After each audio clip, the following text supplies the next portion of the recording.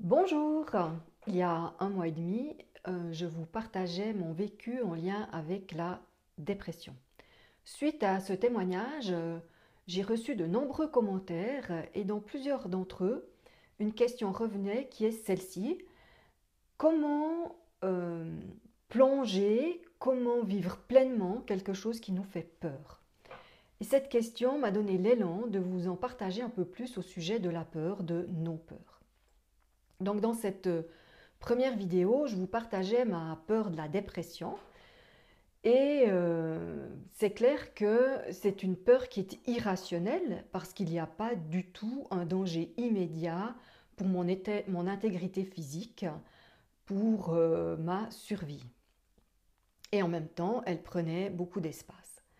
Donc ces peurs irrationnelles, il en existe beaucoup. On peut avoir peur du jugement, peur de décevoir, peur de l'échec, peur du rejet, peur des pigeons, peur des araignées. Pour ma part, j'avais peur des araignées et je les attaquais à coups d'aspirateur ou de balai. Voilà, là j'étais dans l'attaque et par rapport à la dépression, j'étais plutôt dans la fuite.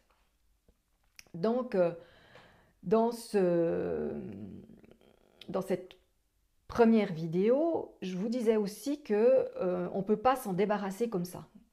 Parce que j'ai essayé plein de stratégies, de faire comme si elle n'existait pas, en mettant un couvercle dessus, de négocier avec elle, de la mettre à la poubelle. Euh, tout ça n'a pas marché, elle revenait.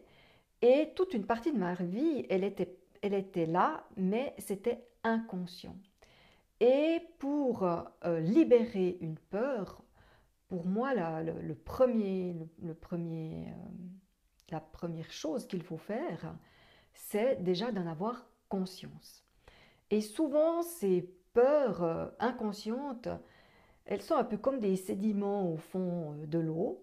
Et suite à un événement difficile, à des changements importants dans notre vie, c'est comme si l'eau était brassée et que le sédiment pouvait remonter et que ça nous donnait l'opportunité de nous occuper de cette peur ou des peurs qui apparaissent. Et comment s'en occuper? Effectivement, donc la première chose, c'est d'en prendre conscience, je viens de vous le dire.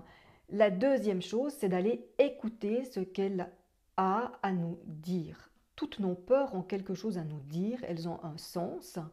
Simplement, le sens qu'elles ont eu au départ n'est plus forcément à notre service 5 ans, 10 ans, 15 ans ou comme moi, 50 ans plus tard.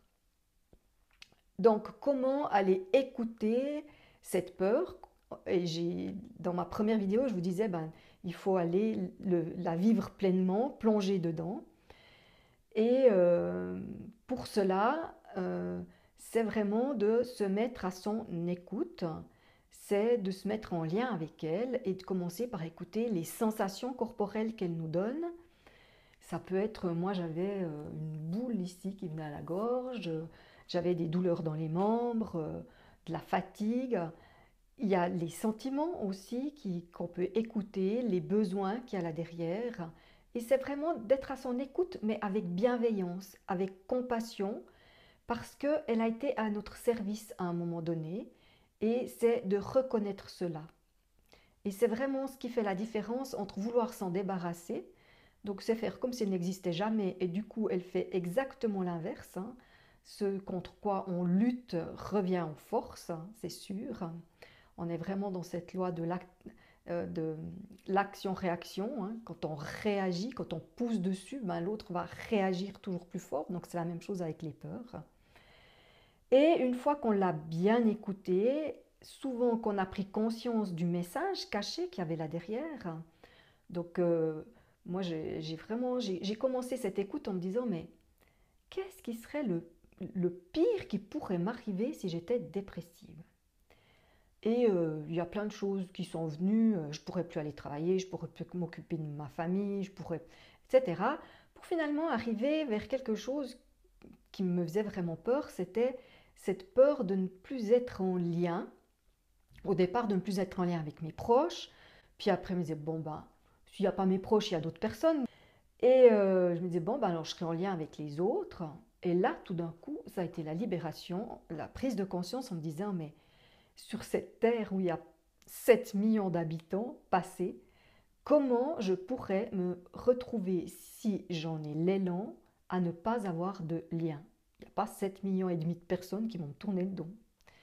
Donc j'ai vraiment pris conscience de l'irrationalité de cette peur et ça me permet maintenant, quand elle revient, de me dire hé, attention, regarde là, tu es un adulte maintenant, le lien il n'est pas qu'avec ta famille, tu as des ressources pour créer du lien avec d'autres personnes que ceux que tu connais.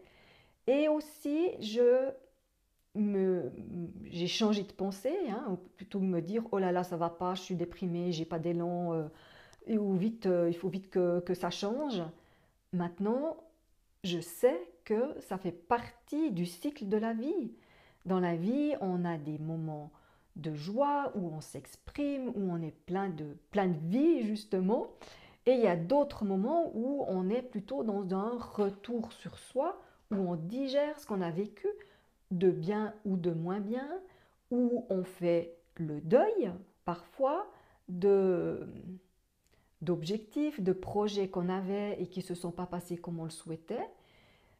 Et à d'autres moments, on est dans la joie de créer une vie qui nous convient.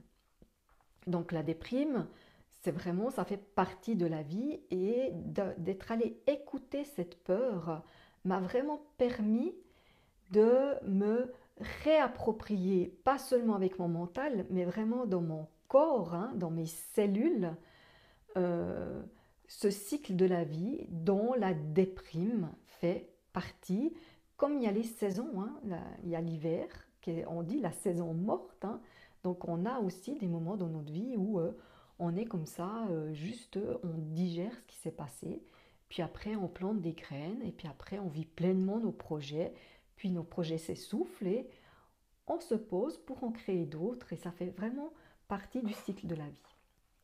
Voilà, donc se libérer des peurs, pour moi, c'est d'aller les écouter. Donc, je connais plusieurs moyens pour aller écouter ces peurs. Ce que j'utilise quand je travaille toute seule, c'est la communication non violente, qui pour moi est un processus absolument magnifique pour s'écouter, être en lien avec les autres, mais déjà commencer par s'écouter soi-même. Il y a les constellations systémiques et familiales.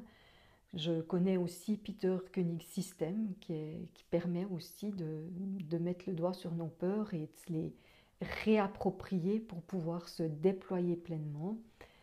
Et voilà, et le chemin aussi d'aller toucher notre essence, toucher notre vibration, parce que quand on est en lien avec cette vibration, on est en lien avec une joie tranquille, une joie mais qui est créatrice et qui est vraiment qui nous permet de dépasser les peurs, qui nous donne ce courage de les dépasser. Voilà, je termine et je vous souhaite à tous d'avoir le courage, l'élan de traverser les peurs qui vous bloquent dans votre épanouissement, qui vous empêchent de vous déployer pleinement. Et je vous dis à bientôt. Au revoir.